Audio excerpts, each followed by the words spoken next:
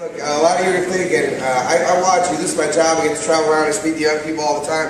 And to be honest, to keep it real, because you guys, you're insightful, you know if people aren't, keeping it real. So to keep it real, I'm going to let you know that I'm nervous. Even though it's my job, I still get nervous. I walk in here, whenever a new audience walks in, I get nervous for two reasons. First reason is you guys are cool. And the second reason is I'm not all that cool. So what I do is I watch your faces during the introduction.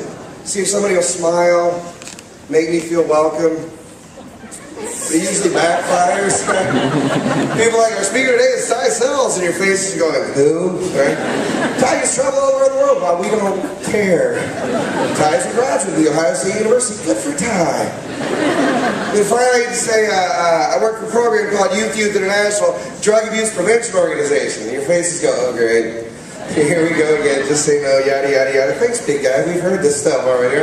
Well, here's the deal. I'm going to have a little fun with you today, so I don't have a lot of facts and figures, statistics. I don't talk about that. What I'm far more interested about is, even though we know so much of this information, then why do so many of the people we care about still make the choice to get involved? Why do so many of the people in this room still make the choice to get involved? And when I started to think about this was back at Ohio State. See, at Ohio State, I studied communication classes. Pretty much because I'm not any good at math, right? So, in my communication class, we had a speech class. Our speech class, we had to do speeches. And one day, my teacher comes up to me and she goes, Ty, I want you to talk about something you care about, something that really matters to you, something that's really important. I said, well, cool, I'm going to talk about the fact that I don't drink. Even though I'm in college, I don't drink. Now, I thought it'd be like high school. Do you guys ever have to do speeches in high school? You know how your friends try to hook you up and they ask you real easy questions to make you look smart? They're like, what's your name, dude? You know what I mean? I thought it was going to be like that in college, but apparently in college things are a bit different. I don't want to freak out, but in college, a few people drink. There's one or two. But anyway,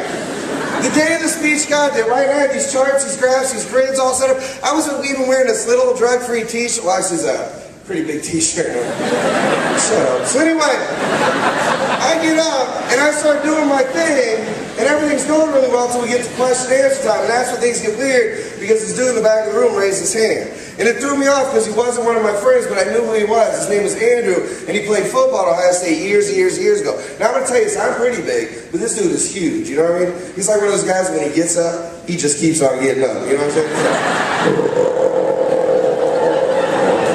Muscles everywhere. He's got no neck, he just kind of pivots like this, right?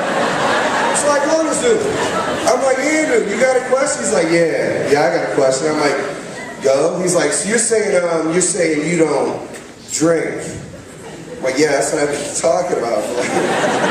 Dude, I got a chart, you know?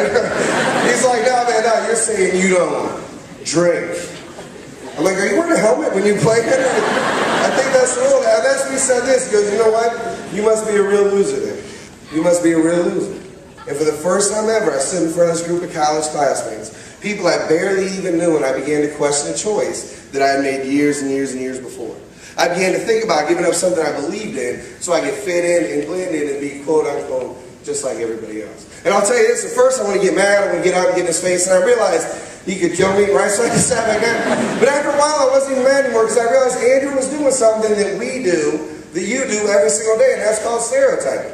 See, everything that Andrew did that had fun involved had alcohol involved. So he literally couldn't figure out how to have fun without it. It's something called state-dependent learning. You guys can look it up. But if you learn how to do something in an altered state, you only feel comfortable doing it in that state. So if you learn how to socialize while drinking, you'll only feel comfortable doing that. Andrew had been through that, so he literally couldn't understand how I had fun without it. And so if I'm not drinking, I must be a loser. And like I said, I want to get mad, but we do it every day. There are two groups in this audience, a stereotype based out of ignorance, every single day. There are guys and there are girls, right? See, fellas, now you're starting to figure out how the world works. We got seniors down here, right? You're starting to figure out how the world works, but you still don't understand women, right? And ladies, you're going, no, you don't, right? We don't get it. And ladies, you laugh at that, but the fact of the matter is you don't get us either. I know this because I've been married for 20 years, and my wife still looks at me like, you're a big dumb animal, right? You don't understand.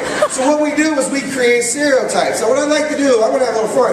So I'm going to show you some of the stereotypes that guys, we've invented about women because we don't understand you. And then some of the stereotypes, ladies, you've invented about us because you don't get us. But I only want to do this so you guys know these are stereotypes, just want to laugh along and have fun. Is that cool? Yeah.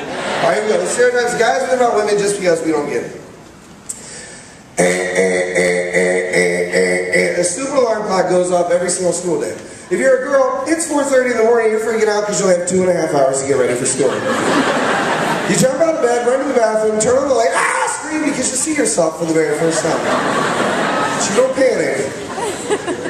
You don't lose control because you know you're about to undergo a transformation. A change only you can duplicate, no artist could ever reproduce. Step into the shower, step out of the shower, walk over to the sink and take out your magic makeup kit, that's right. Fake hair in there, fake eyelashes, fake nails. You got more colors of eyeshadow than there are crayons, right? I know. Start to work on the transformation, everything's looking just right. Time to be out the perfect outfit, which isn't necessarily a challenge for a Catholic school, right? So anyway, off you go. Now, ladies, I would apologize, but the fact of the matter is you do the same thing to us. It goes something like this. 20 minutes before school starts. Guys are thinking, I can set up the snooze button, right? We get out of bed, here's how we pick out our perfect outfit. I can wear this. So, it's not that bad. Yeah, it's not that bad. Here's the truth about guys. Don't give it up for the secrets. Fellas, this isn't a stereotype. This is real.